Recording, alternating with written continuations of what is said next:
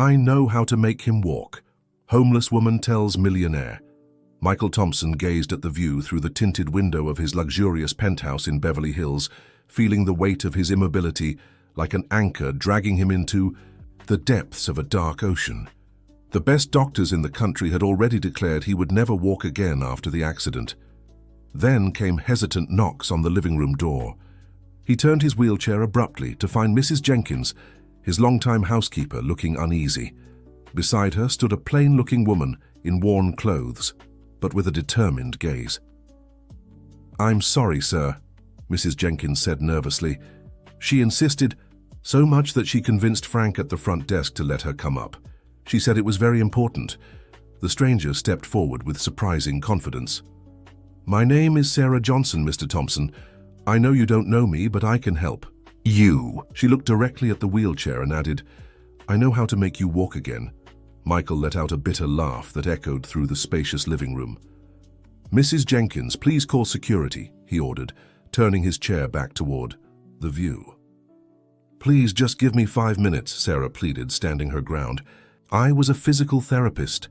I worked at Mercy General Hospital for 15 years before losing everything." Michael turned again, studying her more carefully.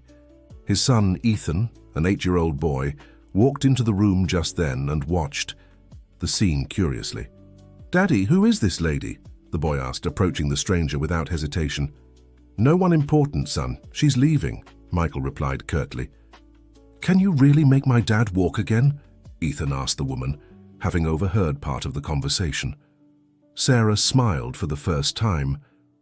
"I can try, if he gives me a chance," she answered kindly. Little Ethan turned to his father, his eyes shining with a hope Michael hadn't seen in a long time. "Please, Daddy, give her a chance." Michael sighed deeply, knowing he couldn't refuse such a request from his son. Ever since his wife Jennifer had left them after the accident, leaving him paralyzed with a young boy to raise, Ethan had become his only light in a world that had crumbled. 5 minutes, he finally conceded. "Mrs. Jenkins, you can leave us." The housekeeper left reluctantly, and Sarah sat on the sofa across from Michael. "Your spinal cord injury is between the T10 and T12 vertebrae," she stated confidently. "The doctor said the damage is irreversible, that the nerves were completely severed. Am I right?" Michael raised his eyebrows, surprised. "How do you know that?"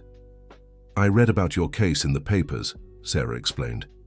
"And I recognize the signs, the way you hold your hands in your lap, the position of your legs. Besides, I've treated similar cases. And you, who are obviously homeless, will succeed where the best specialists in the world failed." Michael scoffed. "Traditional medical science has its limits," Sarah replied, unfazed. "I developed an alternative method combining Eastern techniques with Western therapies. I can't promise miracles, Mr. Thompson, but I can offer a possibility no one else has." Michael looked at his son, who was following the conversation intently. "And why should I trust you?" he asked, more softly. "Because you have nothing to lose," Sarah answered simply. "And because I've been where you are." She pulled up the leg of her worn jeans, revealing a long scar running down her thigh. "Car accident 10 years ago. The doctors said I'd never walk unaided again. Today, as you can see, I walk just fine." Ethan approached his father and whispered, "Let's give her a chance, Dad." At that moment, Dr. Robert Anderson, Michael's personal physician for the past 3 years, walked into the room unannounced.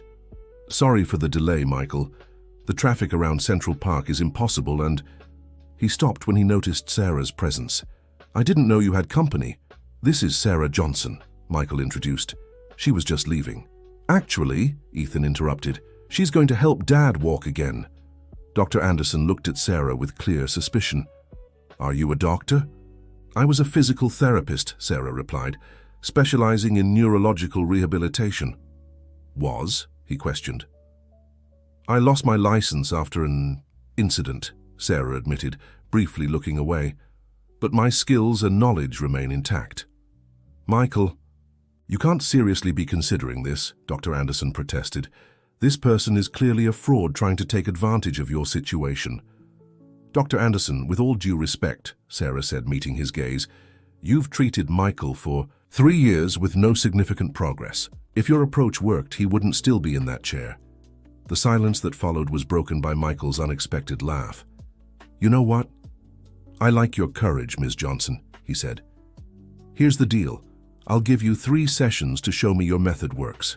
If I feel any improvement, no matter how small, we continue. Otherwise, you walk out of my life and never come back. Deal? Dear listener, if you're enjoying the story, don't forget to like and subscribe to the channel. It really helps those of us just starting out. Now back to the story. Sarah didn't hesitate. Deal. When do we start? Right now, Michael replied. Robert, you can observe the first session and make sure she doesn't do anything harmful. The doctor reluctantly agreed, while Ethan clapped excitedly. Sarah asked permission to touch Michael's legs, and he nodded. Her skilled fingers began pressing specific points along his motionless limbs. Do you feel this? She asked, applying firm pressure to the side of his thigh. I feel nothing below the waist, Michael answered. I thought you knew that. I'm just establishing a baseline, Sarah explained. Close your eyes, please, and try to focus on your legs. Imagine you can feel my touch. Michael exchanged a skeptical glance with Dr. Anderson, but obeyed. Sarah continued methodically, moving along his legs and occasionally making mental notes. How long ago exactly did the injury happen? She asked. 3 years and 4 months, Michael replied. Eyes still closed. And have you felt any tingling, any sensation at all, even the slightest, since then? No, the nerves were completely severed, as you said. Sarah nodded thoughtfully. All right, that's enough for today, she concluded. I need to prepare a proper treatment plan. Michael opened his eyes, clearly disappointed. That's it? I thought you'd perform miracles. I told you I don't promise miracles, Mr. Thompson, Sarah said firmly. I promise hard work, dedication, and an approach. Your previous doctors haven't tried. Recovery, if it comes, will be gradual and will require effort from both of us. When are you coming back? Ethan asked eagerly. That depends on your father, Sarah replied, looking at Michael. The businessman thought for a moment. Tomorrow, 9 a.m., Mrs. Jenkins will show you the way. Sarah nodded and headed for the door. Dr. Anderson caught up with her in the hallway. I don't know what game you're playing, Ms. Johnson, but I'll find out, he whispered. Michael Thompson has been my patient for years, and I won't allow some opportunist to destroy what little hope he has left. Sarah Johnson faced the hostile gaze without flinching. I'm not playing any games, Doctor. I'm offering help to someone who needs it. Something you should recognize as part of the oath you took.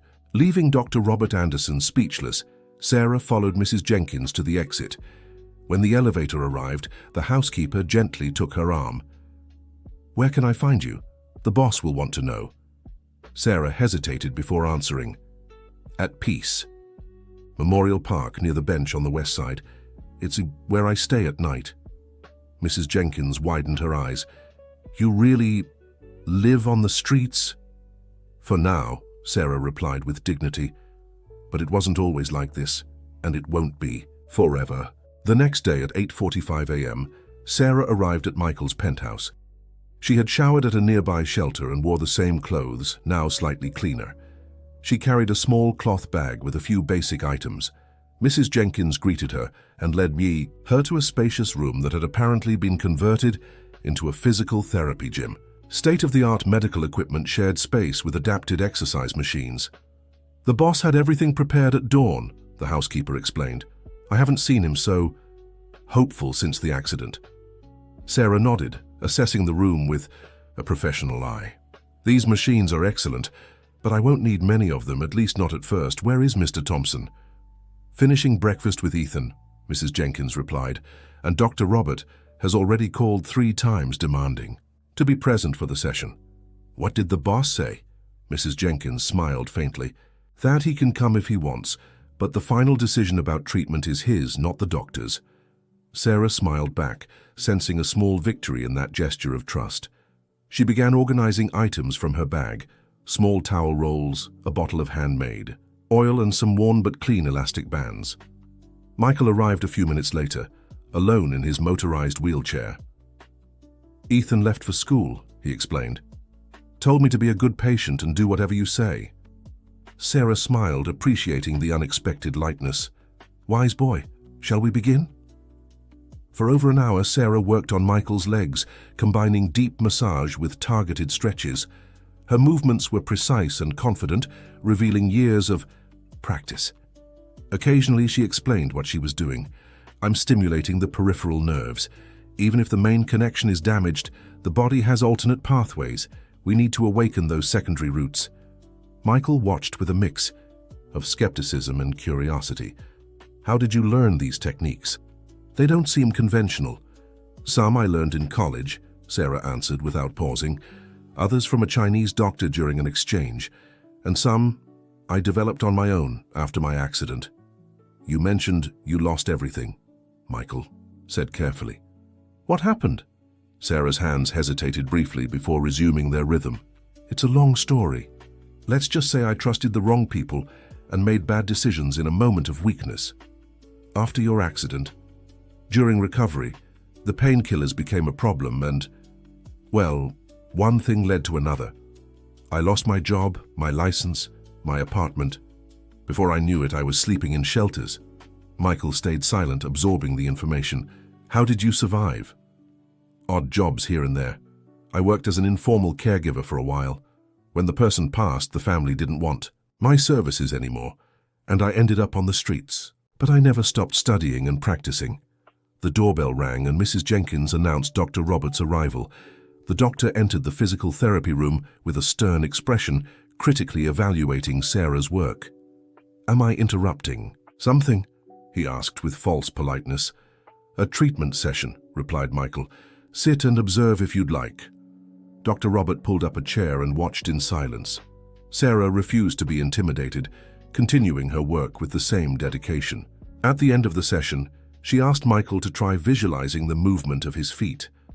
"I know you can't physically move them, but I want you to imagine, in as much detail as possible, that you're flexing your toes."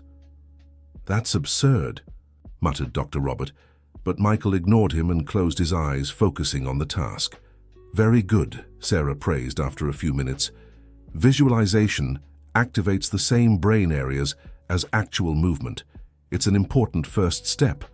She then wrapped Michael's legs with elastic bandages, tight enough to create constant pressure. "Keep these on until our next session," she instructed. "The pressure will stimulate tactile receptors and keep your brain connected to that part of your body, even if sensation is absent." "And when will the next session be?" Michael asked. "Tomorrow, same time," Sarah replied. "If I may be bold, I'd suggest 3 sessions a week for at least 2 months to see noticeable results." Michael exchanged a glance with Dr. Robert, who shook his head in disapproval. "I'll do better," the businessman decided. "Daily sessions. And to make logistics easier, I have a proposal. The service apartment downstairs is empty. You can stay there during the treatment." The offer took both Sarah and Dr. Robert by surprise. "Michael, you can't be serious," the doctor protested. "This woman is a stranger. She could be dangerous. She could be manipulating you." "It's my decision, Robert," Michael replied firmly. "And frankly, after 3 years, I'm willing to try a different approach." Sarah seemed genuinely moved by the offer. "I didn't expect this, Mr. Thompson. It's extremely generous, but..." "No buts. It's a practical decision. You need a place to stay and I need your services regularly. It's an arrangement that benefits us both." Sarah thought for a moment before accepting. "In that case, I accept your offer, but I want to be clear, I'll continue treatment only as long as there's progress. If we don't see results in 2 months, I'll be the first to admit my method didn't work." Michael extended his hand. "Fair enough." After Sarah left to gather her few belongings, Dr. Robert confronted Michael. "Have you lost your mind? Bringing a homeless woman into your home near your son?" "Sarah isn't just homeless," Michael replied. "She's a qualified professional who fell on hard times. And she's given me something you never did in 3 years, Robert." "What?" "Real hope, not just empty words of comfort." The next morning, Sarah was already settled into the service apartment. It was modest compared to the penthouse, but luxurious for someone who had been sleeping in parks. Mrs. Jenkins had arranged new clothes and basic hygiene products. The sessions began promptly at 9 a.m., now in a more trusting environment. Sarah introduced new exercises, including low-frequency electrical stimulation to activate atrophied muscles. This may not restore voluntary movement, she explained to Michael, but it will keep the muscles toned and prevent secondary complications. During sessions, Sarah often shared stories of patients she'd treated in the past, cases doctors had deemed hopeless, but who made surprising recoveries. Conventional medicine works with statistics, she would say.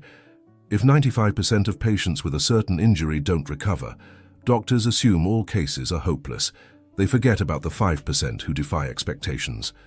After a week of intensive treatment, Ethan started joining some sessions after school. Fascinated by Sarah's work, the boy constantly asked questions about the human body and his father's recovery. "When will Daddy be able to walk again?" he asked one day, watching Sarah massage his father's legs. "We don't know if that will happen, Ethan," Sarah answered honestly.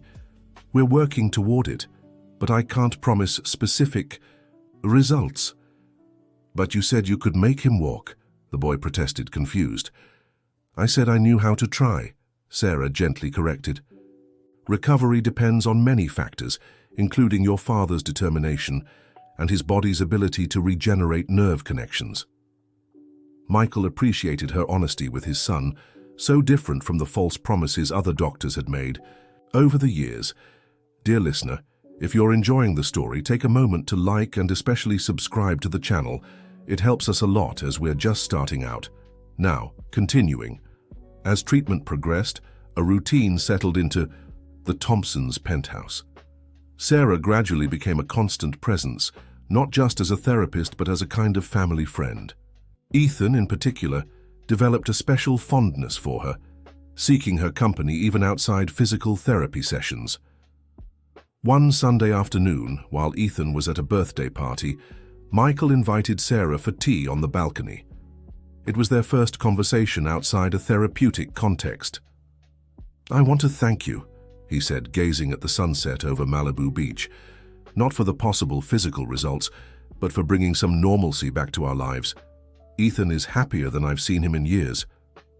Sarah smiled, holding her cup with both hands. "He's an extraordinary boy, very sensitive and intelligent for his age. He gets that from his mother," Michael remarked with a hint of bitterness. "Did you separate after the accident?" Sarah asked hesitantly. Michael let out a heavy sigh. "Jennifer left 3 weeks after I came home from the hospital. Said she hadn't signed up to be a nurse for an invalid." He laughed humorlessly. "At least she was honest about her priorities." "I'm sorry," Sarah said sincerely. "Don't be, it was for the best. What worries me is Ethan. He hardly sees his mother.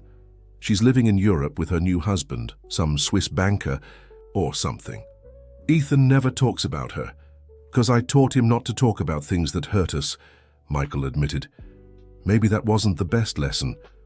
The silence that followed was comfortable, like between old friends. Sarah discreetly studied the man across from her, noticing the lines of worry on his still young face. "And you?" Michael finally asked.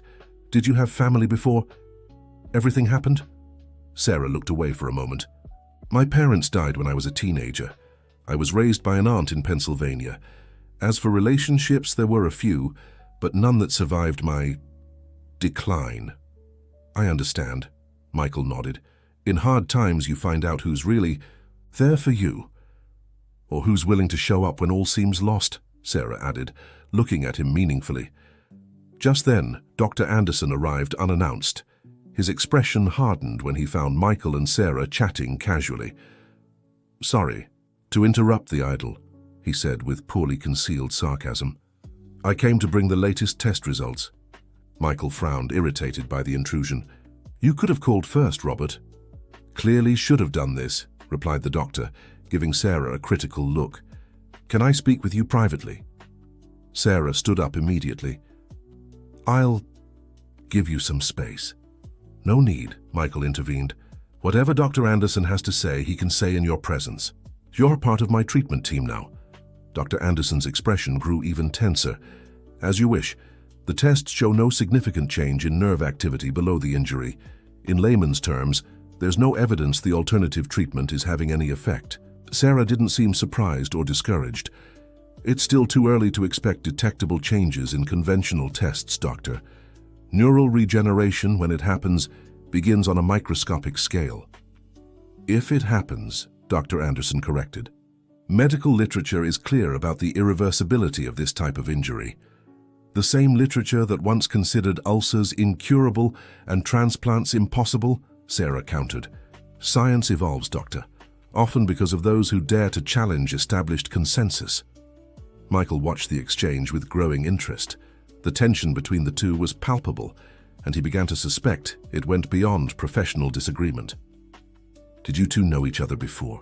he asked suddenly. The brief hesitation from both confirmed his intuition. "Not exactly," Dr. Anderson replied, "but I'm familiar with Mrs. Johnson's reputation in the medical community." Reputation? Michael turned to Sarah, who had paled slightly. "Dr. Anderson is referring to the incident I mentioned," she explained, "the one that led to the loss of my license." "A patient died under your care," Dr. Anderson added harshly, "due to negligence." Sarah met the doctor's accusatory gaze. "The case was investigated, and I was cleared of any negligence. The cause of death was an unrelated cardiac complication. A technical acquittal," Dr. Anderson insisted, "one that didn't convince the professional board." Michael raised his hand, cutting off the discussion. "Robert, I appreciate your concern, but you need to understand something. I'm fully aware of the risks. Sarah has been honest about her past from the start, which only increases my trust in her." The doctor gathered his documents, visibly displeased. "It's your life, Michael. I just hope you're not risking what's left of it on false hope." After Dr. Anderson left, a heavy silence settled between Michael and Sarah. "Is there anything else about that incident I should know?" he finally asked. Sarah hesitated, weighing her words. "The patient was a young man with an injury similar to yours, but from a gunshot wound. He'd had high expectations for the treatment, maybe too high. And when recovery didn't progress at the pace he expected, he fell into deep depression. One night after a session, he suffered a fatal arrhythmia. The autopsy showed he had taken a dangerous combination of medications on his own. But you were held responsible. I was the lead practitioner. I should have noticed the signs of depression, should have alerted the team psychiatrist." Sarah sighed. "Dr. Anderson was the attending physician on the case. He insisted I had promised the patient impossible results, feeding false hopes that led to the tragic outcome." Michael studied Sarah's face, searching for signs of dishonesty. "Do you promise too much to your patients, Sarah?" She held his gaze firmly. "I only promise that I'll do my best. The results, as I always say, depend on many factors." "Then keep doing your best," Michael concluded, briefly taking her hand. "That's all I ask." The following weeks brought an intensive treatment routine. Sarah introduced new techniques, including acupuncture and hydrotherapy in the rooftop pool. Michael followed all instructions with growing dedication, determined to give the alternative method a real chance. After nearly a month of treatment, on a particularly hot January afternoon, something extraordinary happened. During an electrical stimulation session, Sarah noticed an involuntary muscle contraction in Michael's right foot. "Did you see that?" she asked, trying to contain the excitement in her voice. "See what?" Michael was focused on an email on his phone. "Your foot moved, not voluntarily, but it reacted to the stimulus." Michael looked at his own foot, skeptical. "Are you sure? Couldn't it have been just a normal spasm?" "Spasms are different," Sarah explained, adjusting the equipment. "Let's try again." She applied the stimulus, and to both their surprise, the movement repeated, a subtle but undeniable flexing of the toes on his right foot. "My God," Michael murmured, the phone forgotten in his lap. Does this... It means there's some level of remaining neural communication," Sarah replied, cautious but visibly moved. "I don't want to raise false hopes, but it's definitely a positive sign." Michael felt a lump in his throat, a confusing mix of emotions he hadn't experienced since the accident. "Ethan needs to see this," he said, his voice choked. "He never lost faith even when I had given up." Sarah smiled, sharing in that moment of renewed hope. "Let's document everything. Take photos, record videos. Dr. Anderson will want evidence." Michael laughed, a genuine laugh for the first time in a long while. "Dr. Anderson is going to need therapy when he hears about this." Though modest, the breakthrough brought new energy to the treatment. Michael became even more dedicated, often requesting extra sessions on weekends. Sarah, in turn, dove into research, seeking new techniques to amplify the initial progress. Ethan, witnessing the movement in his father's foot, became a little therapy assistant, always ready to help with exercises and celebrate every small improvement. The news quickly spread through the family's close circle. Mrs. Jenkins, crying with joy, lit candles in gratitude. Michael's driver, George, started bringing organic fruits that his wife specially set aside to strengthen the boss's nerves. Only Dr. Anderson remained skeptical. "Reflex movements don't indicate functional recovery," he insisted during his increasingly rare visits. "Don't set unrealistic expectations, Michael. The disappointment could be devastating." But it was hard to argue against the results, which, though small, were concrete. Beyond the reflex movement in his foot, Michael began reporting occasional tingling sensations in his legs, a phenomenon doctors had assured him was impossible given the type of injury. Sarah meticulously documented every improvement, keeping a detailed journal of the treatment. The relationship between her and Michael, initially purely professional, gradually evolved into a friendship based on mutual respect and trust. One evening, after a particularly intense session, Michael invited Sarah to dinner with him and Ethan. It was a special occasion. 2 months since the start of treatment, the deadline Sarah had set to evaluate results. "Her toast," Michael proposed, raising his wine glass. "To Sarah, who brought hope back into our home." Ethan raised his juice glass, imitating his father with solemnity. "To Sarah, who's going to make my dad walk again." Sarah smiled, touched by the scene. "We still have a long way to go, Ethan, but your father has already surpassed every specialist's expectations." "Thanks to you," Michael added. "Which brings me to a proposal. I'd like to formalize our arrangement. An official contract with a salary matching your expertise. The apartment remains at your disposal for as long as we need it." Sarah set her fork down on the plate, visibly upset. "Michael, I can't—" "Of course you can. It's only fair. You turned your life around to dedicate yourself to my recovery. You deserve stability." Sarah took a deep breath before responding, "It's not that simple. Without my professional license, I can't accept formal payment for physical therapy services. It would be illegal." "We can work around that. You could be hired as a wellness consultant or something like that." "No," Sarah was firm. "I don't want loopholes. I've always operated with complete honesty, even in my worst moments." Michael studied her with silent admiration. "Then let's get your license back," he proposed. "I have contacts, lawyers. We can request a review of your case." Sarah's eyes glistened with unshed tears. "You do that for me?" "I do it for us," Michael corrected. "Ethan and I need you, and you deserve to return to the place that was always rightfully yours." At that moment, the doorbell rang. Mrs. Jenkins answered and soon returned to the dining room with a worried expression. "Mr. Michael, it's Dr. Robert. He says it's urgent." Robert entered without ceremony, carrying a folder and wearing a grave expression. "Sorry to interrupt dinner," he said, casting a cold glance at Sarah. "But I believe you'll want to see this immediately, Michael." He opened the folder, revealing a set of documents. "I had Mrs. Johnson's background investigated further. What I found is disturbing." Sarah paled, standing abruptly. "Ethan, sweetheart, why don't you go play that new video game your dad bought?" Michael suggested, sensing the rising tension. The boy, reluctant but obedient, left the room after giving Sarah a worried look. When they were alone, Robert spread the documents across the dining table. "The patient who died under her care wasn't just any stranger, Michael," he revealed. "It was David Thompson, your brother." The silence that followed was deafening. Michael turned slowly to Sarah, his face a mask of disbelief and pain. "Is it true?" he asked, his voice barely a whisper.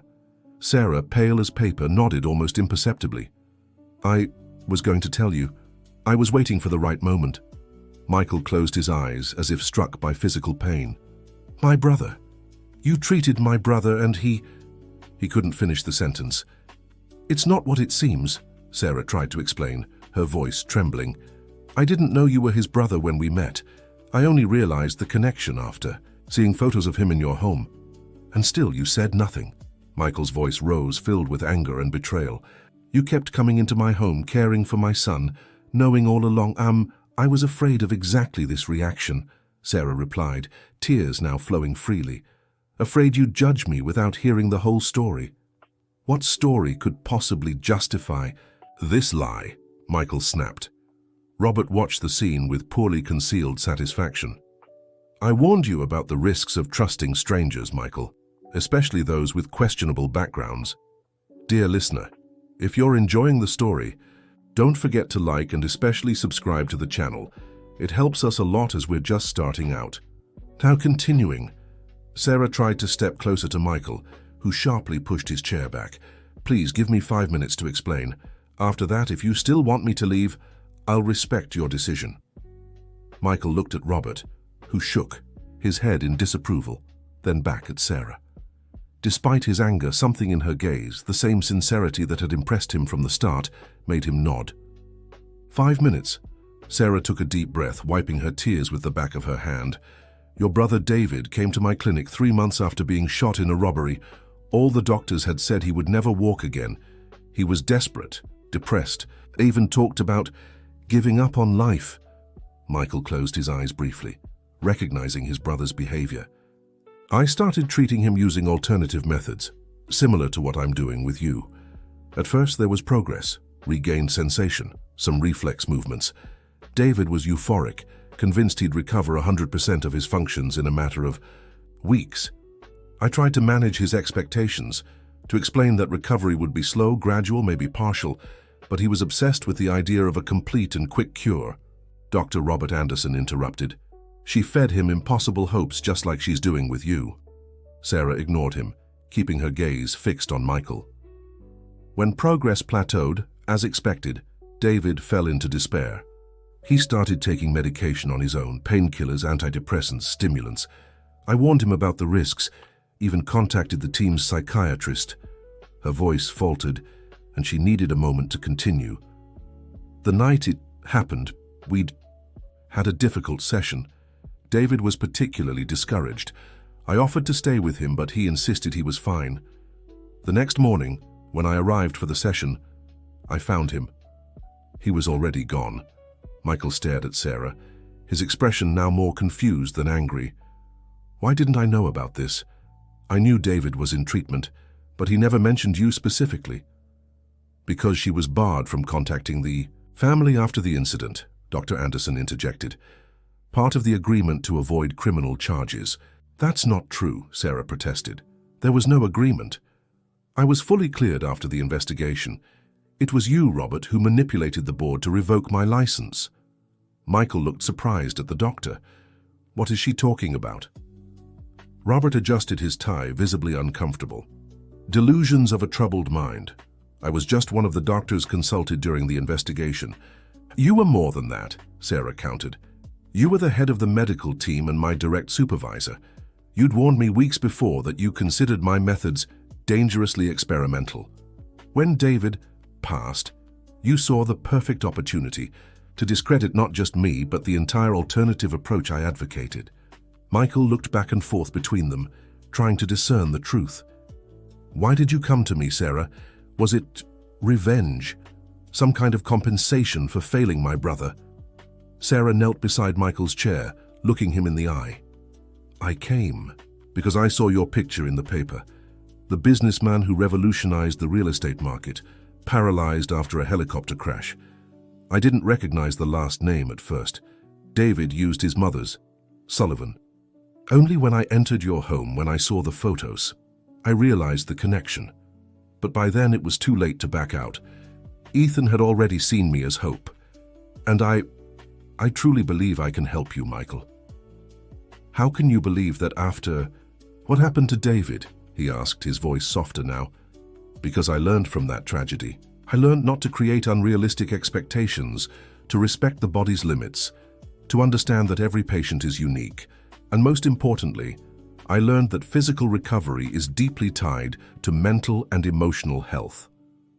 Michael looked at the documents scattered on the table, then at Robert, whose expression remained unreadable, and finally back at Sarah, whose eyes pleaded for understanding. "I need time to process all this," he said finally. "Please go back to your apartment. We'll talk tomorrow." Sarah nodded, slowly rising to her feet. "I understand. Thank you for hearing me out." After she left, Michael stared at Robert with an intense gaze. How much of what she said is true? Robert methodically gathered the documents before answering. Sarah Johnson has always been charismatic, persuasive. That's part of what makes her dangerous. She truly believes in her own theories, even when they contradict established science. "That doesn't answer my question," Michael insisted. "Technically, she was cleared of criminal negligence," Robert admitted reluctantly. "But the medical board considered her conduct ethically questionable. As for my supposed manipulation, it's completely unfounded." Michael fell silent for a long moment. "You knew from the beginning who she was in relation to me. Why didn't you tell me right away?" "I wanted to be sure before bringing up painful memories," Robert replied. "Your emotional state is just as important as your physical one." Michael didn't seem convinced. "And now, what do you suggest I do?" "The obvious: end this dangerous experiment. Go back to conventional treatment with licensed professionals and proven methods." When Robert finally left, Michael remained alone in the dining room for hours, staring at the family photos on the walls, among them several with David, the younger brother he had lost 3 years before his own accident. Ethan found him there, still awake, long past bedtime. "Where's Sarah, Dad?" he asked, rubbing his sleepy eyes. "She needed to rest. We had a difficult conversation." "Did you fight?" The child's perceptiveness sometimes surprised Michael. "Not exactly. I found out Sarah knew Uncle David before she knew us." Ethan's eyes widened. "Really? That's cool." "It's not that simple, son," Michael sighed. "Sarah was taking care of Uncle David when he left us." Ethan seemed to process the information slowly. "And you're mad at her for that?" "I'm confused. She should have told me." Ethan climbed onto his father's lap, something he rarely did since growing older. "You know what you always tell me when I hide something because I'm scared of how you'll react?" Michael smiled faintly. "What?" "That it's better to tell the truth late than never, and that you'll always listen to me before deciding anything." Michael hugged his son, surprised by his wisdom. "When did you get so smart, huh?" "I learned from you and Sarah," Ethan answered simply. "She's not a bad person, Dad. She just wants to help people." The next morning, Michael woke after a restless night. He drank his coffee alone, dismissing Mrs. Jenkins' company, and spent a long time staring at the ocean from the window of his penthouse. At 9 a.m., the usual time for their session, Sarah didn't show up. Michael waited until 9:30 before asking Mrs. Jenkins to check if she was in the service apartment. The housekeeper returned minutes later, distressed. "She's not there, sir. The clothes, the few belongings, everything's gone. She only left this for you." Mrs. Jenkins handed Michael a plain envelope. Inside was a handwritten letter and a folder containing all the treatment records, including photos, measurements, and detailed notes. The letter read, "Dear Michael, I decided to leave to spare you the discomfort of asking me to go. I understand that learning about my connection to David has shaken your trust in me, and I deeply respect your need for distance. I'm leaving you all the treatment records. Robert or any other qualified professional can continue it, though I strongly recommend you don't abandon the exercises and techniques that have shown positive results. I never meant to deceive you or exploit your vulnerability for any hidden purpose. My only goal has always been to help you regain as much mobility and independence as possible.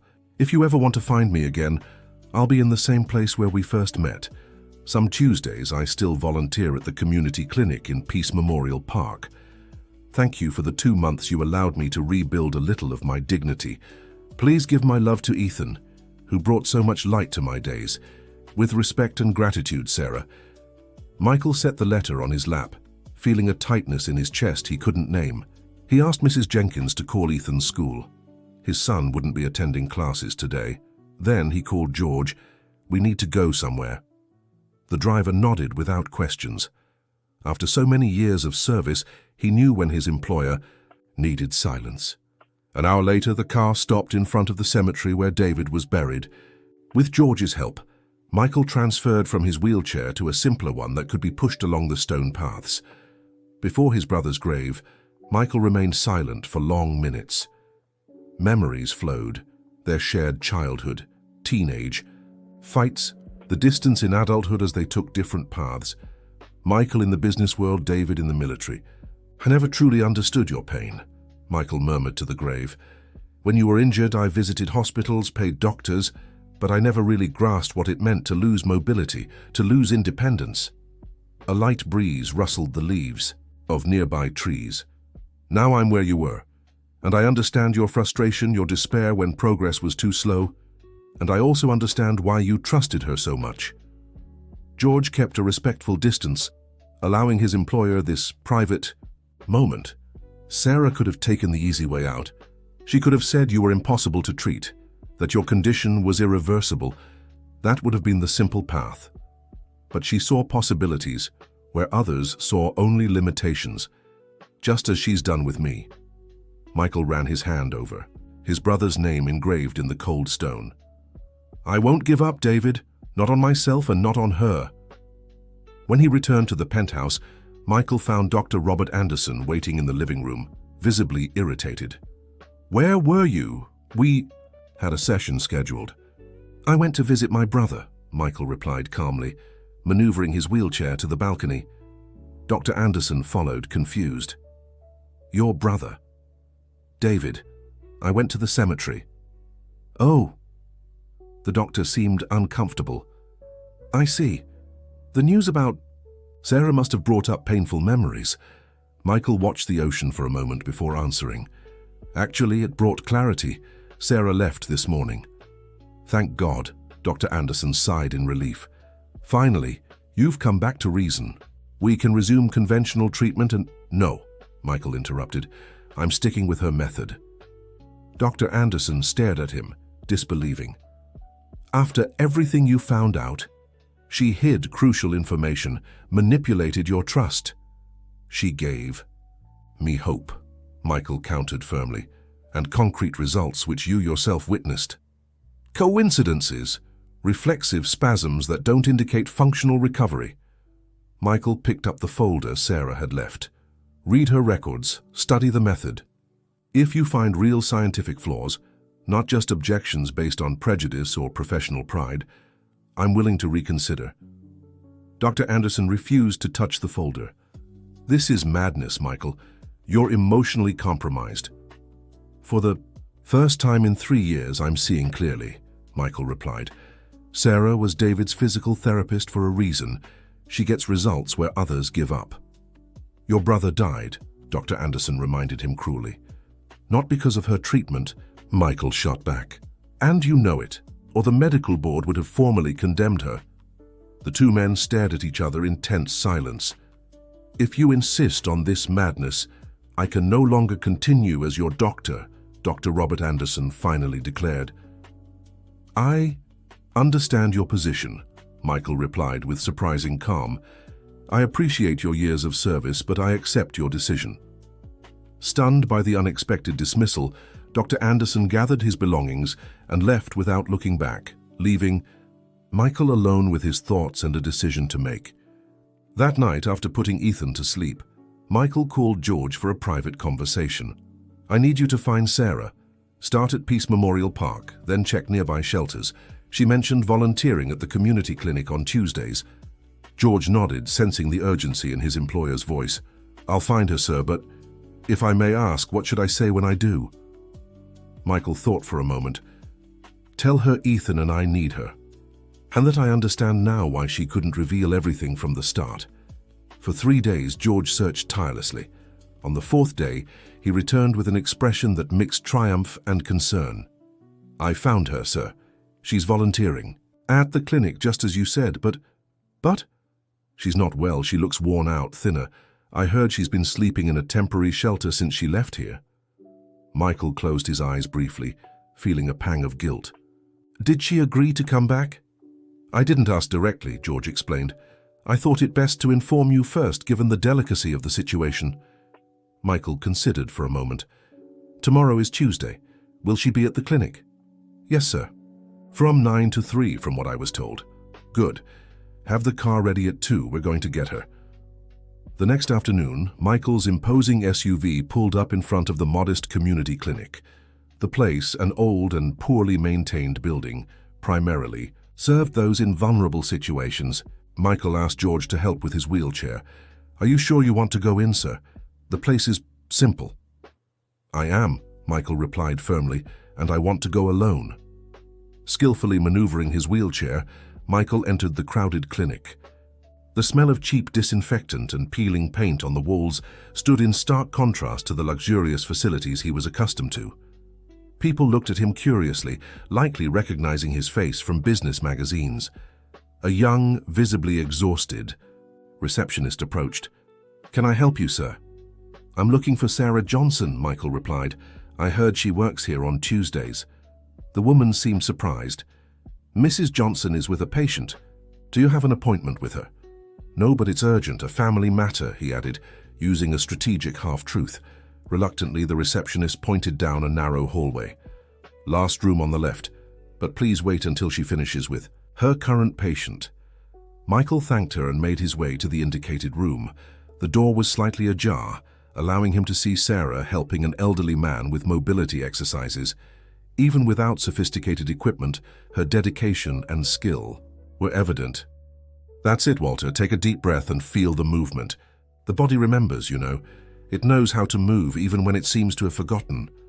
Her voice, gentle and encouraging, made Michael smile involuntarily. He waited patiently until the patient left, then pushed the door open and entered. The small treatment room. Sarah froze when she saw him, her eyes widening in genuine surprise. Michael, why? George is very efficient, he replied simply. We missed you, Ethan did too. Sarah slowly sank into a worn-out chair, as if her legs could no longer hold her. I thought, after what Dr. Anderson revealed. After you left, I visited. David's grave, Michael interrupted. And I realized something important. You didn't kill him, Sarah. You tried to save him just like you've been trying to save me. Tears began to form in Sarah's eyes.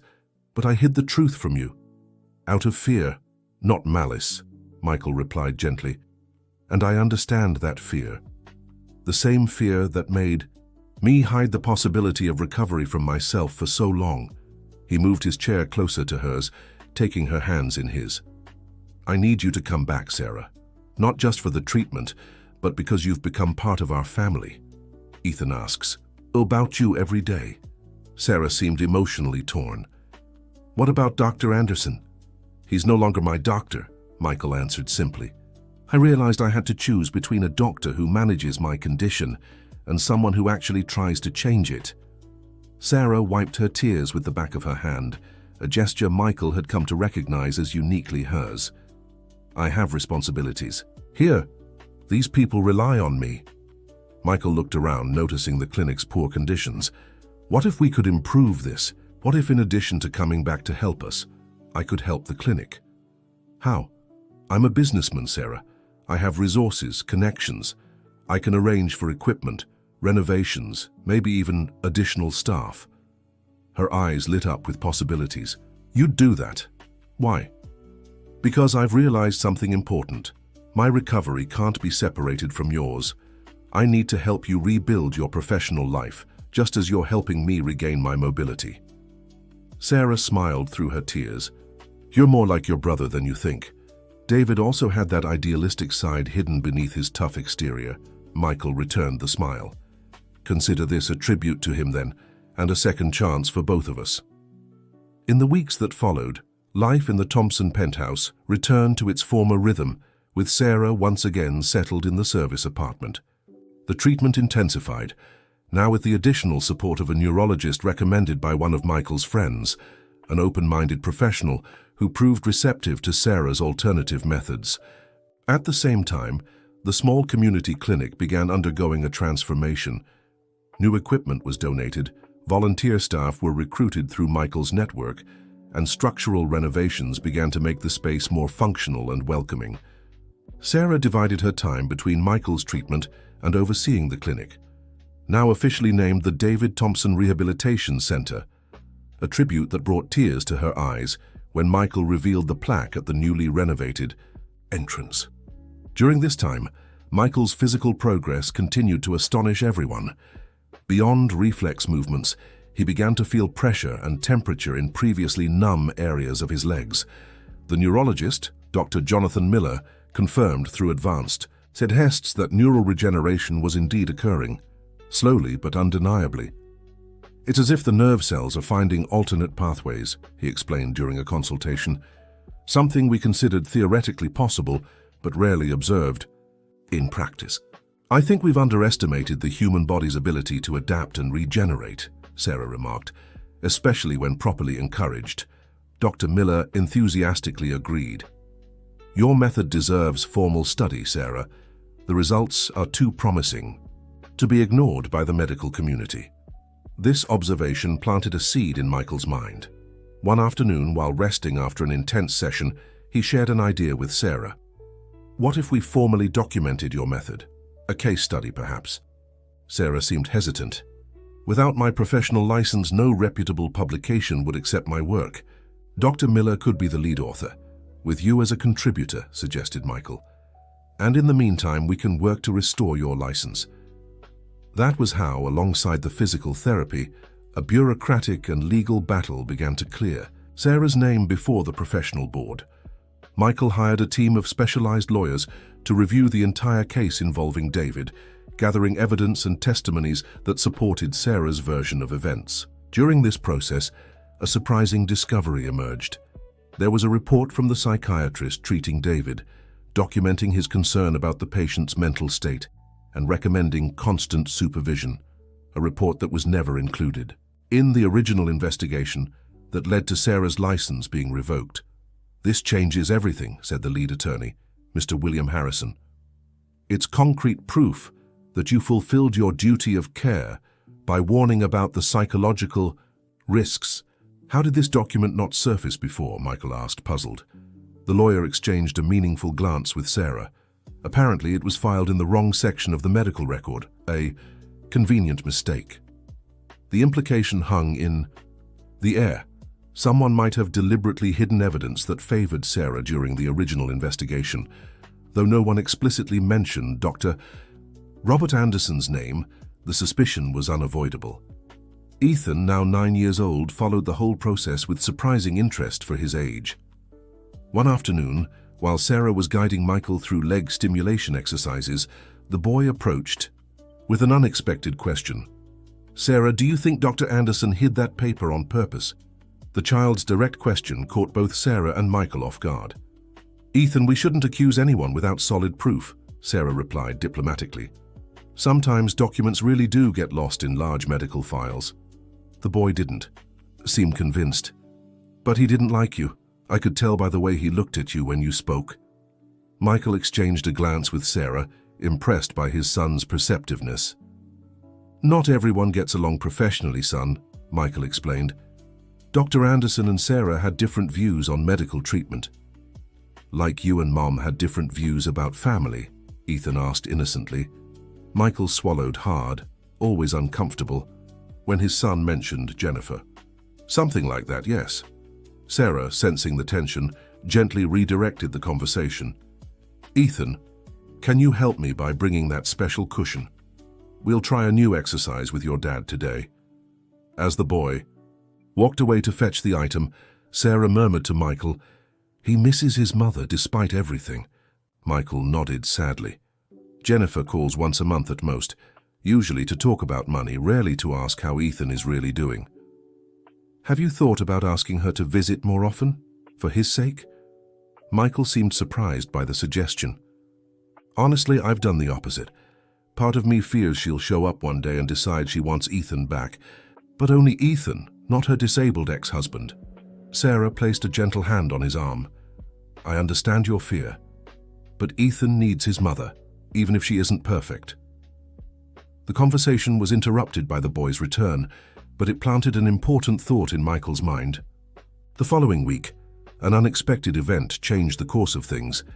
Dr. Miller arrived at the penthouse visibly agitated, carrying the latest issue of a prestigious medical journal. "You need to see this," he announced, flipping to a specific page. The article, signed by Dr. Robert Anderson, presented a case study on neurological recovery through multimodal approach in a patient with complete spinal cord injury. "He published your case, Michael," explained Dr. Miller, indignant. "Without your explicit consent, using only your initials but with enough details for anyone in the field to identify you." Michael examined the article, his expression hardening progressively. "He's claiming Teresa's treatment results as if they were achievements of his own methodology." Sarah read over Michael's shoulder, pale with indignation. "He describes techniques he never used with you, techniques that are practically identical to mine." Dr. Miller confirmed with a grave nod. "Blatant plagiarism, and not just of the method but of the results. He even uses the same metrics we've been developing to document your progress." Michael set the magazine aside, his decision made instantly. "Dr. Miller, how long would it take for us to write our own article?" "Weeks at least. Months to get it published, even with an expedited process." "What if we gave an interview?" Michael suggested. "To a major publication." Sarah looked alarmed. "Michael, this could jeopardize my entire license reinstatement process. Appearing publicly practicing physical therapy without a license, not as a therapist," Michael corrected. "As a case study, my case, my story, my treatment choice." Dr. Miller considered the idea, scratching his chin thoughtfully. "It could work, especially if we frame it as a patient seeking alternatives. After conventional treatment failed, I can provide the medical backing as a neurologist." "And me?" Sarah asked, still worried. "You'll be mentioned as a wellness consultant," Michael replied. Technically, we wouldn't be lying. In the weeks that followed, the plan was carefully crafted. Michael chose a respected health magazine journalist to tell his story. The interview took place in his penthouse, with Dr. Miller present for medical validation. The article, published a month later, had the intended impact. "Businessman defies medical prognosis and regains sensation after paralysis." The text detailed Michael's journey, from the accident to his recent progress, emphasizing the alternative approach, combining Eastern and Western techniques. Sarah was mentioned not by her full name, but as SJ Integrative Therapies Specialist, with Dr. Miller providing the necessary scientific backing. Most importantly, the article included videos and photos documenting Michael's progress, showing movements once deemed impossible by initial prognoses. The backlash was immediate. Dr. Anderson tried to discredit the piece through technical statements in medical journals, but the visual impact of the evidence was undeniable. Patients with similar conditions began seeking information about the treatment, flooding Michael's email and social media. Faced with unexpected attention, Michael and Sarah, with Dr. Miller's support, made a crucial decision: to expand the David Thompson Rehabilitation Center to include a research program focused on alternative neurological recovery methods. "We can't treat everyone individually," Michael explained during a meeting. "But we can create a protocol, train professionals, document results." "A formal, comprehensive study," Dr. Miller agreed enthusiastically. "Something that could eventually inform official medical guidelines." Sarah, who had remained relatively reserved on the matter, finally voiced her concern. "This is all wonderful, but there's still the elephant in the room: my professional license. Without it, my formal participation in any scientific research is impossible." That's when Michael revealed the letter he had received that morning. "The federal board has agreed to re-evaluate your case, Sarah. The hearing is scheduled for next month." Her eyes filled with tears. "How?" "The lawyers found 2 more witnesses," Michael explained. "Nurses who worked with you and David, and they confirm your version about the warnings to the psychiatrist. And most importantly, the complete original medical record was located in the hospital archives." The hope that lit up Sarah's face in that moment reflected the same hope she had brought to Michael's life months earlier, when she unexpectedly appeared at his penthouse. The week of the hearing was filled with anxiety.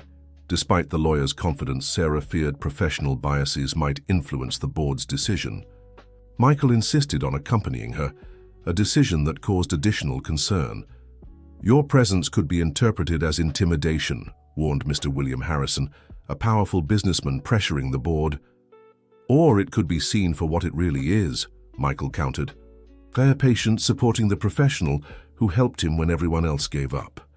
On the morning of the hearing, a surprise, Ethan appeared in the dining room dressed formally, with a small tie that Mrs. Jenkins had clearly helped him adjust. "I want to go too," he declared with childlike determination. Sarah, already nervous, looked to Michael for guidance. "I don't think it's appropriate, Ethan," Michael replied gently. "It'll be hours of boring talk about medical matters. But I want to tell them how Sarah helped you," the boy insisted. "How you can move your foot now, how you smile more." Michael and Sarah exchanged a touched glance. "Your heart is in the right place, sweetheart," Sarah said, kneeling to his level. "But this is a battle I need to face alone, so well with your father and the lawyer's help." Ethan looked disappointed but accepted, giving Sarah a tight hug before she left. "Good luck. I'll be praying for you, like Mrs. Jenkins taught me." The hearing took place in a solemn room at the Regional Boards building. 5 professionals made up the review committee, including respected doctors and physical therapists. The tension was palpable as Sarah entered, supported by Michael in his wheelchair and followed by the lawyers. For nearly 3 hours, every aspect of the case was reviewed. The treatments applied to David, the documented warnings about his emotional state, the decisions Sarah made before and after the tragedy. Witnesses were heard, including a representative from Mercy General Hospital, who confirmed the existence of the missing psychiatric report. When it was Sarah's turn to speak, her initially shaky voice grew strong and firm. "I've never shied away from responsibility for what happened to David Thompson. I carry that pain with me every day. What I seek isn't moral absolution but professional justice. The decision to revoke my license was based on incomplete information, and as we now know, possibly manipulated." The mention of manipulation caused murmurs in the room, quickly silenced by the committee chair. "Over the past months," Sarah continued, "I've had the chance to apply my knowledge again, helping Michael Thompson, David's brother, regain functions conventional medicine considered lost forever. I didn't do this seeking redemption or revenge, but because I genuinely believe in the human body's potential for recovery beyond established limits." When Sarah finished, Michael asked permission to speak. Granted approval, he turned his chair to face the committee.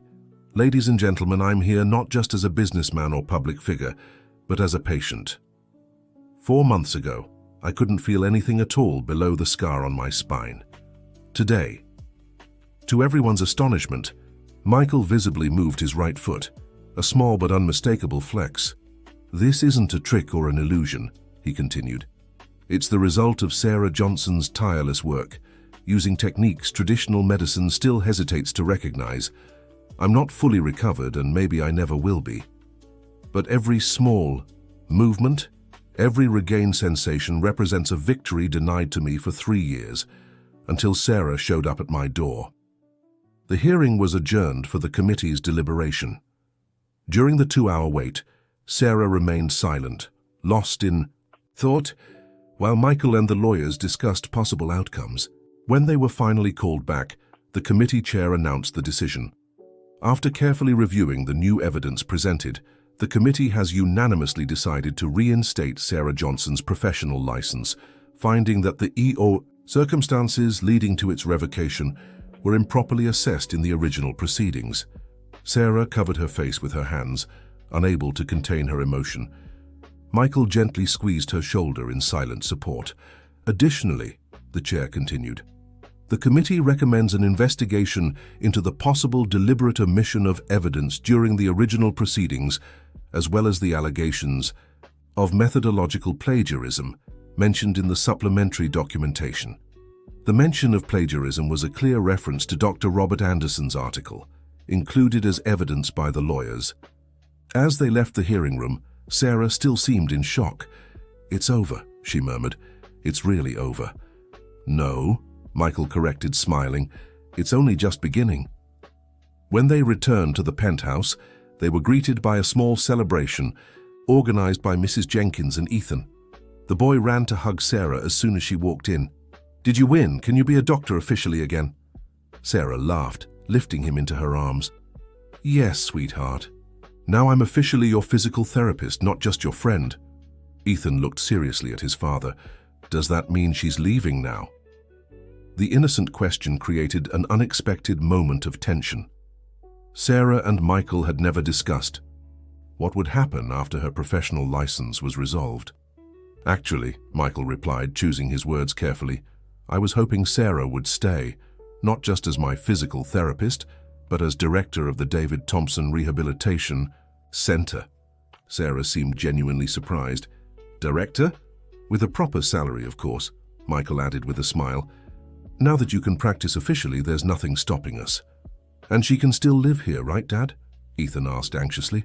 Michael gave Sarah a questioning look. "If she wants to, of course. The apartment is hers for as long as she likes." That night, after Ethan fell asleep, Sarah found Michael on the balcony gazing at the city lights. "Thank you," she said simply, sitting beside him. "For what exactly?" he asked. "For believing in me, for fighting for me, for giving me a second chance when even I didn't think I deserved one." Michael smiled, turning his chair to face her. "You're the one who gave me a second chance, Sarah. A chance to feel hope again, and maybe one day to walk again. We still have a long way to go," she cautioned, always wary of expectations. "I know, but for the first time in 3 years, I'm looking forward to the future instead of dreading it." He reached out and she took his hand naturally, a gesture that had become familiar during months of treatment. "What about the clinic?" Sarah asked. "Do you really want me to take over as director?" "I can't think of anyone more qualified," Michael replied sincerely. "You have the technical knowledge and, more importantly, the necessary empathy. You understand the needs of the people we serve there. It'll be a challenge to balance with your treatment." "We'll find a way," he assured her. "Besides, I think it'll be good for me to interact more with others in similar situations. I've been too isolated." Sarah nodded, understandingly. "Have you thought about visiting the clinic regularly? Maybe even joining group sessions?" Michael seemed momentarily uneasy with the idea. "I don't know if I'm ready for that. The exposure, the questions." "I understand. But when you are ready, I think it would be inspiring for the other patients, and therapeutic for you." They sat in comfortable silence for a few minutes, watching the moon rise over the city skyline. "Sarah," Michael finally said, his voice softer than usual. "There's something I've been thinking about. What happens after?" "After what?" "After I regain as much mobility as possible, after I don't need daily sessions anymore. Will you still be part of our lives?" The question, seemingly simple, carried an emotional weight they both felt. "That depends," Sarah answered carefully. "On what?" "On how you see me, how you want me in your life." Michael took a deep breath before responding. "When you first showed up at my door, I saw you as a last, desperate hope. Then as a skilled professional. After that as a friend, and now—" he hesitated, searching for the right words. "Now I see you as someone who brought not just movement back to my legs, but life to my heart." Sarah blushed slightly, her eyes shining with restrained emotion. "Michael, we don't have to define anything now," he gently interrupted. "I just wanted you to know that, for me and Ethan, you've become much more than a physical therapist or a friend. You've become family." Sarah squeezed his hand, words momentarily unnecessary between them. In the months that followed, the lives of the three settled into a new rhythm. Sarah officially took over as director of the Rehabilitation Center, which began attracting patients from across the country interested in the alternative approach that had helped Michael. A multidisciplinary team was formed, including Dr. Miller and other open-minded professionals. Michael's progress continued, slow but steady. After 6 months of intensive treatment, he managed to stand for a few minutes with the support of parallel bars, a milestone recorded on video and, with his permission, shared at medical conferences as a case study. Dr. Anderson, faced with evidence of document tampering and plagiarism, chose to leave the country to work abroad, avoiding the ethical proceedings forming against him at the medical board. On a sunny September afternoon, while supervising a hydrotherapy class at the center, Sarah received a call from Mrs. Jenkins. "Miss Sarah, sorry to bother you, but you need to come to the penthouse right away. It's Mr. Michael." Sarah's heart raced with worry. "Did something happen? Is he all right?" "He's fine," the housekeeper replied, an odd note in her voice. "He just needs you to come quickly. It's important." Confused but alarmed, Sarah left the clinic in her assistant's care and hurried to the penthouse as fast as she could. When she arrived, she found Mrs. Jenkins waiting anxiously by the elevator. "He's on the terrace," the housekeeper said with a small, mysterious smile. "Asked for you to go straight there." Even more puzzled, Sarah made her way to the spacious terrace overlooking the panoramic view of Malibu Beach. As she opened the glass door, she froze at the sight before her. Michael was standing. Leaning on a specially designed walker, but undeniably on his own 2 feet, he smiled with a mix of pride, effort, and joy. "Surprise," he said, his voice slightly shaky from concentration. Sarah brought her hands to her mouth, her eyes instantly welling up. When?" "I've been practicing in secret," Michael explained, "with Dr. Miller's and George's help. I wanted it to be a complete surprise. But why didn't you tell me? I could have helped, guided you." "Because I wanted to give you a gift," he replied simply. "The gift of seeing the full result of your work, not just the small daily progress." Sarah stepped closer slowly, as if afraid to break the magic of the moment. "How long can you stay like this?" "Almost 5 minutes now. I started with just 30 seconds 3 weeks ago." Instinctively, she assessed his posture, weight distribution, the steadiness in his legs. Always the professional, even in the most emotional moments. "Your posture is impressive, excellent hip stability, and the pain. Bearable," Michael admitted, "worth every second." Ethan appeared just then, running from the living room to the porch. "You're here," he exclaimed excitedly to Sarah. "Now we can show you the other surprise." Sarah looked questioningly at Michael, who nodded to his son. "Go get it, champ." Ethan ran inside and soon returned, carrying a small velvet box. "This is for you," he said, handing it to Sarah with childish pride. With slightly trembling hands, Sarah opened the box, revealing a delicate silver necklace with an antique key pendant. "It's beautiful," she murmured, confused. "But I don't understand." "It's the key to the new clinic," Michael explained, still steady on his walker. "I bought a larger property near the current center. We're expanding, creating a research and treatment institute that will combine the best of conventional medicine with the alternative approaches you advocate." Sarah looked from the necklace to Michael, too moved to speak. "And there's one more thing the key symbolizes," he continued. "Ethan and I talked a lot, and we decided we want you to stay in our lives permanently. Not just as a physical therapist or a friend, but as part of our family." "Like a mom," Ethan added enthusiastically, drawing an emotional smile from Sarah. "I'm asking for time, not an immediate answer," Michael clarified gently. "I know our relationship started unconventionally, and we're still truly getting to know each other. But I wanted you to know my feelings for you go beyond gratitude." Sarah stepped closer, holding his hands on the walker. "Michael, Just then his knees wavered slightly. Sarah quickly steadied him, helping him back into the nearby wheelchair. "Overestimated my stamina a bit," he admitted with a wry smile. "Typical," Sarah teased, discreetly wiping a tear. "Always pushing beyond what your body can handle." "Worth it," he replied, holding her hand. "So what do you think of my proposal?" Sarah looked at the necklace in her hand, at Ethan watching her expectantly, and finally at Michael, whose eyes revealed a vulnerability he rarely showed. "I think I accept both proposals," she finally answered. "The clinic and the time. To discover together where this takes us." Michael's smile lit up his face in a way Sarah had never seen before, pure joy, without reservations or shadows of the past. That evening during dinner, Ethan made an observation that perfectly captured their improvised family's journey.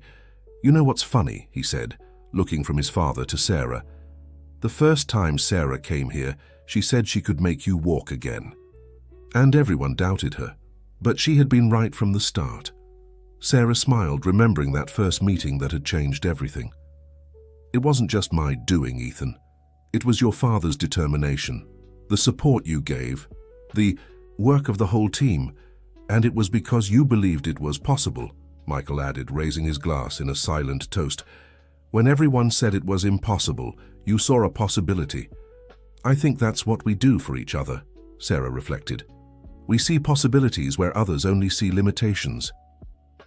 2 years later, the David Thompson Rehabilitation Institute became a national benchmark for treating neurological injuries. Its integrative approach, combining traditional medicine with alternative techniques, revolutionized how patients with conditions once deemed irreversible were treated.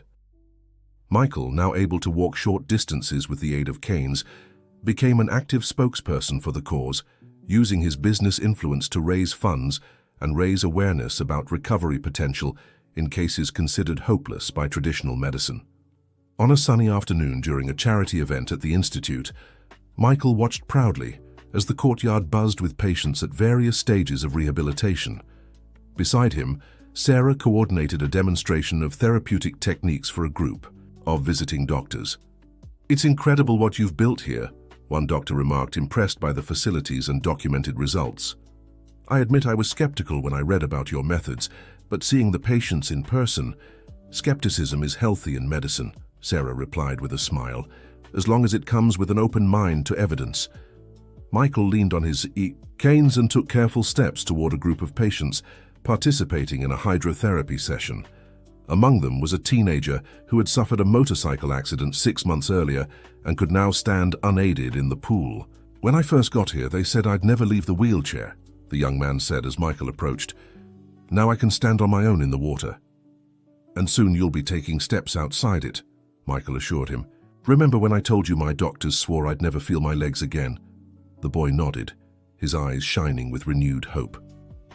Back in the office he shared with Sarah at the Institute, Michael found Ethan, now 11, engrossed in an anatomy book.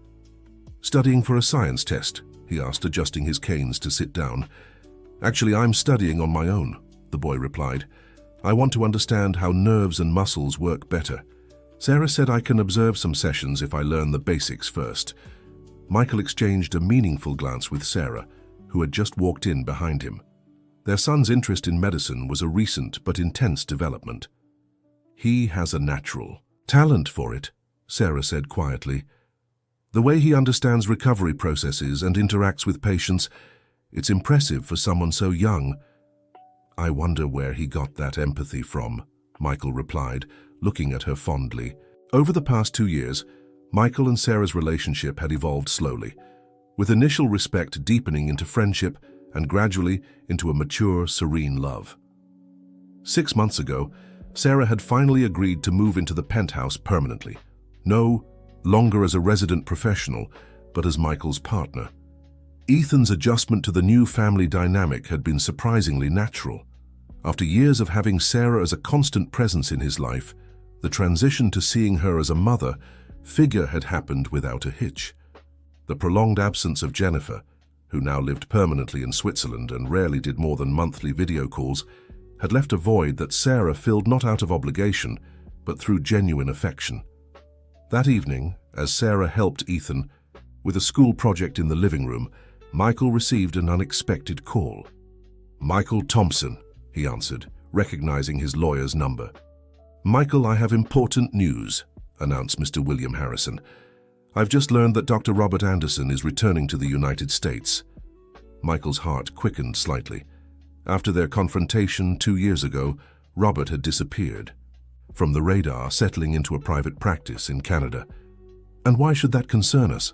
Michael asked, keeping his voice calm so as not to alarm Sarah and Ethan in the next room. "Because he's making statements to the press, questioning the Institute's results. He claims the recovery cases are specifically selected for their high potential, ignoring the failures. He's implying statistical manipulation and, by extension, scientific fraud." Michael took a deep breath, controlling his irritation. "Send me the articles or interviews. We'll discuss our next steps tomorrow." As he hung up, he found Sarah standing at the office door, her expression revealing she had caught part of the conversation. "Robert?" she asked. Michael nodded. "Apparently he couldn't stand watching our success from afar. He's coming back. Could try and discredit us." Sarah sat in the chair across from his desk, thoughtful. It was inevitable in a way. The more visibility the Institute gains, the more we threaten the status quo. And Robert has always been the biggest advocate for conventional approaches. Advocate or just someone who can't admit he was wrong? Michael questioned. "Probably both," Sarah replied with a faint smile. "But we shouldn't underestimate him. He's respected in the traditional medical community." In the days that followed, Robert's criticisms gained traction in specialized publications. Beyond questioning their methods, he now directly attacked Sarah's credibility, bringing up David's case and insinuating that his professional rehabilitation had been the result of Michael's political and financial influence, not merit. Michael's initial strategy was to ignore the attacks, trusting that the Institute's results would speak for themselves.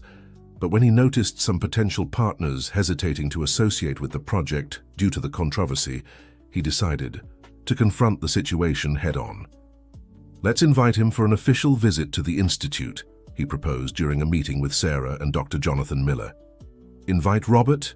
Sarah seemed incredulous. "He'll refuse." "Exactly," Michael smiled.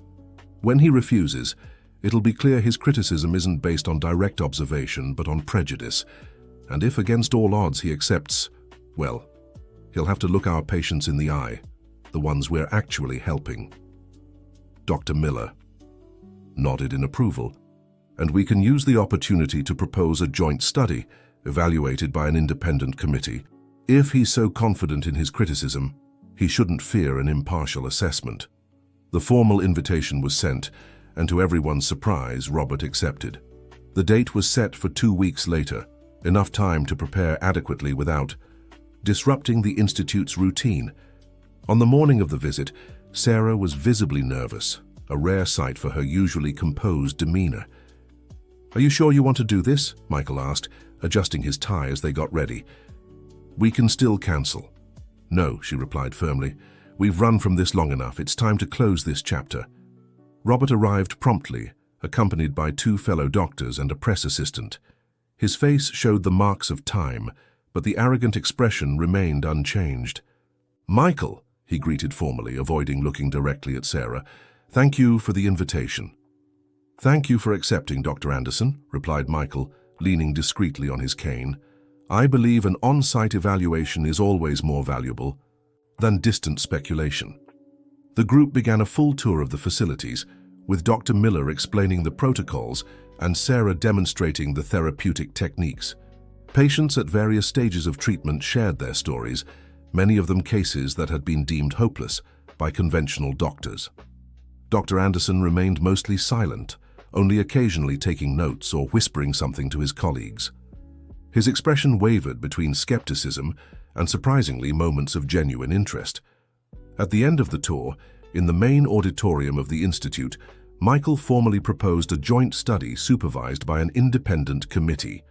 "If your concern is truly scientific, Dr. Anderson, this would be the ideal way to clarify any doubts about our methods and results." Dr. Anderson studied the written proposal for a few moments before responding.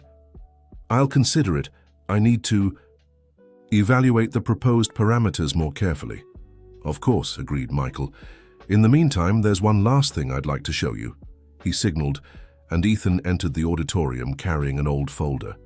The boy handed it to Michael and stood by his side, giving Dr. Anderson a wary look. "This is the complete file on David Thompson, my brother," explained Michael, opening it on the table, including all psychiatric reports and Sarah's notes, some of which mysteriously disappeared during the original investigation. Dr. Anderson paled slightly but maintained his composure. "That's in the past, Michael. We're discussing the present." "But the past shapes the present, doesn't it?" replied Michael.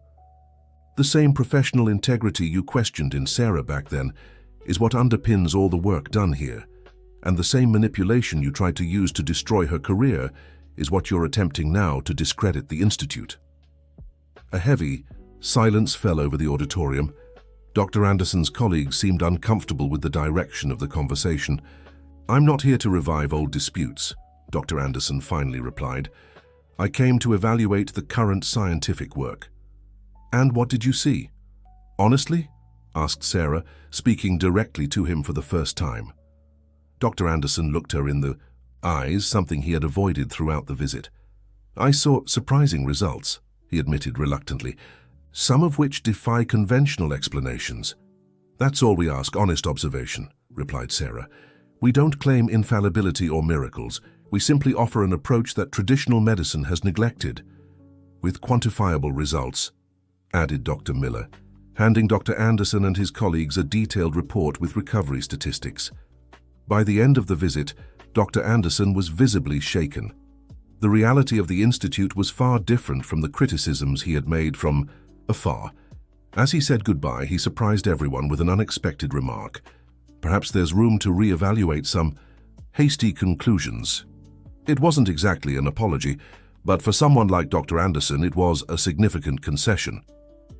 After the visitors left, Michael, Sarah, and Dr. Miller gathered to assess the impact of the meeting. "I don't think he'll retract publicly," commented Dr. Miller, "but I suspect the attacks will stop." "Which is already a victory," added Michael. "And more importantly, the colleagues who accompanied him saw our work with their own eyes." Sarah remained thoughtful. "You know what I realized today?" she finally said. "That I don't feel angry at him anymore. For years, Dr. Robert Anderson represented everything that had gone wrong in my life. But now, looking at all we've built, I see that adversity led me exactly where I needed to be." Michael Thompson squeezed her hand tenderly. "Just like my accident, as terrible as it was, brought me to you." A month after the visit, the Institute received formal notification. Dr. Anderson had agreed to participate in the joint study under the supervision of an independent international committee. It was a small victory, but a meaningful one for the scientific credibility of their work. On a quiet Sunday afternoon, as they strolled slowly along Malibu Beach, Michael with his canes, Sarah Johnson by his side, and Ethan running ahead with a kite, Sarah surprised Michael with a question. "Have you ever thought about how our story began? How unlikely it all was?" Michael smiled, watching their son play in the distance. "A homeless woman approaches a millionaire in a wheelchair and says, 'I know how to make him walk again.' Sounds like the start of an unlikely fairy tale. Or a well-planned scam," Sarah teased. "That's exactly what Dr. Anderson thought." "And what I thought at first too," Michael admitted. "But there was something in your eyes, a sincerity I couldn't ignore." Sarah stopped, gazing at the ocean. "Sometimes I wonder what would have happened if you'd sent me away that first day. I'd still be confined to the chair, resigned to a limited future," Michael answered without hesitation.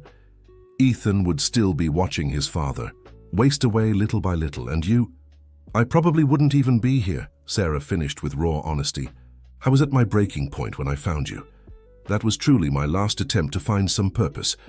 Michael pulled her into a careful hug, balancing on his canes. "So we saved each other," he concluded. "Like a real family," added Ethan, who had quietly returned and overheard part of the conversation. Sarah hugged the boy, tears of happiness shining in her eyes. The next day, during a therapy session at the Institute, Michael stunned everyone by setting aside his canes and taking 3 completely unassisted steps, the first since his accident nearly 6 years earlier. The news spread quickly through the Institute, inspiring patience and confirming what Sarah had always believed. The human body has recovery abilities that go beyond the limits set by conventional medicine, not through miracles or supernatural intervention, but through persistent work, creatively applied science, and above all, refusing to accept definitive prognoses. 6 months later, during the inauguration ceremony for the Institute's new pediatric wing, Michael stepped onto the stage, supported only by a single lightweight cane. Beside him, Sarah and Ethan watched with pride as he approached the microphone. "When we founded this institute, many said we were selling false hope," he began, his steady voice echoing through the packed auditorium. "Today, seeing so many of you here, patients who've overcome grim prognoses, families who've regained hope, professionals who dared to question established dogma, I realize what we've truly offered isn't false hope, but real possibilities. He paused, looking directly at Sarah. Nearly 6 years ago, an extraordinary woman approached me and said words that changed my life. I know how to make him walk again. At the time, they seemed like empty words. Today, they're the reality I live with every step I take. After the ceremony, as they greeted guests and patients, an elderly woman timidly approached Sarah. "Do you remember me?" she asked. "I'm Walter's mother, the gentleman you treated at the community clinic." Sarah smiled, embracing her warmly. "Of course I remember. How is he doing?" "Walking with the help of the walker the institute provided," the woman replied, emotional. "The doctors said it would be impossible after the stroke, but you believed in him when no one else did." Sarah introduced the woman to Michael. "This is one of the patients I treated when I had nothing but my knowledge to offer." Michael shook the woman's hand respectfully. "Your faith in him made all the difference," the elderly woman told Sarah. "Just like it did for this man," she added, pointing to Michael. "You truly know how to make people walk again." On the way home, Michael, Sarah, and Ethan watched the sunset from the penthouse balcony, the very spot where years earlier, Sarah had administered the first experimental treatment that would change their lives forever. "You know what I sometimes think?" Michael remarked, gazing at the horizon. "That David somehow brought us together. That through you, Sarah, he completed a journey that began with him." Sarah squeezed his hand, moved. "I like to think that too, that nothing was a coincidence." Ethan, now entering his teens but still carrying the sensitivity that always defined him, watched them both affectionately. "Are you two going to get married someday?" he suddenly asked.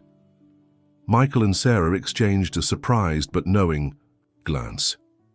"Actually," Michael replied, pulling a small box from his pocket. "I was planning to ask that today." Sarah looked at the box, then at Michael, and finally at Ethan, who was grinning openly. "I already knew," the boy confessed. "I helped pick the ring." Michael opened the box, revealing a simple yet elegant ring. "Sarah Johnson, the woman who taught me to walk again in every possible way, would you make official what we've known for so long? That the three of us are a family?" With tears in her eyes, Sarah nodded. "Yes. 1,000 times yes."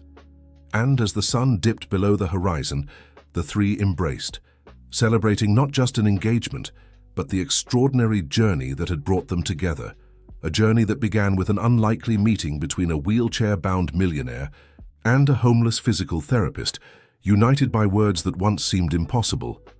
"I know how to make him walk again." The end. Did this story of resilience touch your heart? Share in the comments if you've ever witnessed a medical miracle or an astonishing recovery. Subscribe for more heartwarming stories.